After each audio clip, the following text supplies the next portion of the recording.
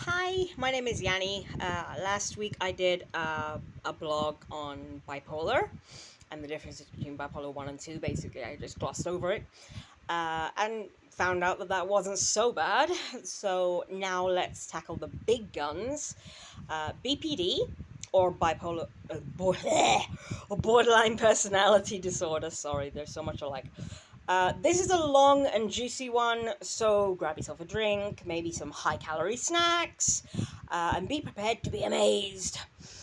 Whether you're a BPDer or someone close to one, at how accurate or similar these traits may seem to you, or them, as the case may be. Now I'm confusing myself, so I might as well just go get on with it.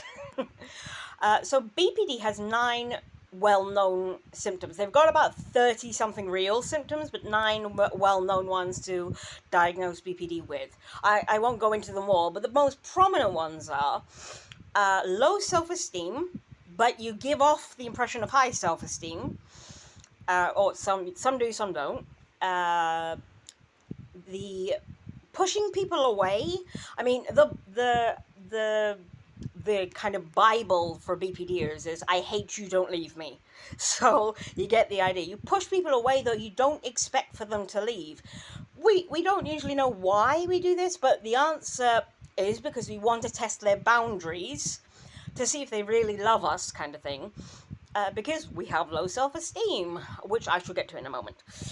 Then, when they do eventually leave, because people will leave if you push them hard enough, but if you have real friends, then, they say they'll be there when the dust settles. I have a couple of these, and they are my true friends, Then when they do leave, as I said, comes symptom number 2, which is the dreaded fear of abandonment. And I know it seems incongruous, which is a fancy way of saying contradictory.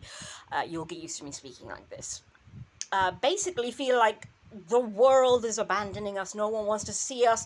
No one wants to have anything to do with us. It wouldn't matter if we live or die. We don't care. Once we are abandoned, we feel this very strong feeling. Sorry, I'm moving around a lot. I'm using my hand. We feel it as if the world could do better without us, And that's because of the low self-esteem. I told you I'd get back to it. We tend to believe we deserve people walking away, And here's where it gets personal, okay? I almost lost all my friends because of this. So for a while, I felt completely alone. Then the suicidal thoughts, self-harm, etc. Come in. This is something also, you get it in bipolar, you get it in BPD. You get these very strong self-harm. No, and you can get it in all sorts of ways. There are a number of ways people exhibit these symptoms. In my case, I once OD'd, but now I haven't felt it in a long time. On those days, which can be frequent or not, one can feel like there's no point to living. They can become angry and pick a fight with anything, and being offended then when others react to their fight picking in a self-fulfilling prophecy, which I'm sure you're aware of. In my case, on those days, I call them black days, because obviously everything looks black. It's meant to be a borderline personality episode. Not good for me. I'm going with black days. Well, you wouldn't really call them pink rainbow days, now would you? They consist of a voice in my head, a literal voice. I used to be on haloperidol, which you know as Haldol if you're from America. But they gave me really bad tardive dyskinesia. So if you notice me doing unconscious moves with my jaw or tongue, like a lizard, that is not my fault. That is what you get as a side effect from antipsychotics. So I have a voice in my head, and I am not crazy, just a symptom manifesting itself, telling me my worst fears, insecurities, things that upset me over and over and over. And you can imagine how distressing that is. For us, it's pure hell. And anyone who has BPD episodes and tells you it's a piece of cake is a moron. Okay? And should go in a sack that can be hit with a stick. I don't care.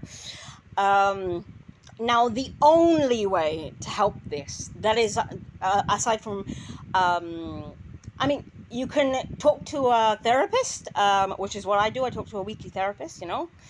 You have to talk it out with someone who won't judge you, who will negate the voices. You are loved, you are cared for, you are special, you are something that somebody can't do without, you know, you are everything to someone, you know.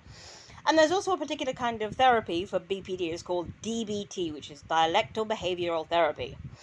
I'll go into this another time, but it's basically learning to control your emotions and deal with those emotions in a better, more productive way. Gives you tools, etc.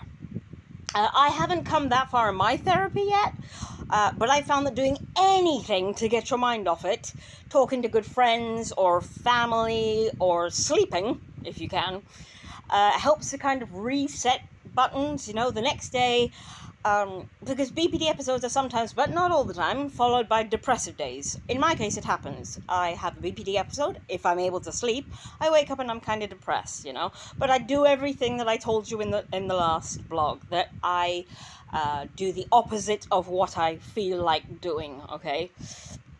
BPD, as I said, they're followed by depressive days sometimes. Much less harmful, but just rather sad without any kind of reason. This is completely normal and completely fine. There's nothing wrong with you. This is a normal reaction to a very high stress feeling that you feel in BPD. So the next step is to become depressed. It's lower, and then it gets lower, and then it gets lower, and then you're okay, you know.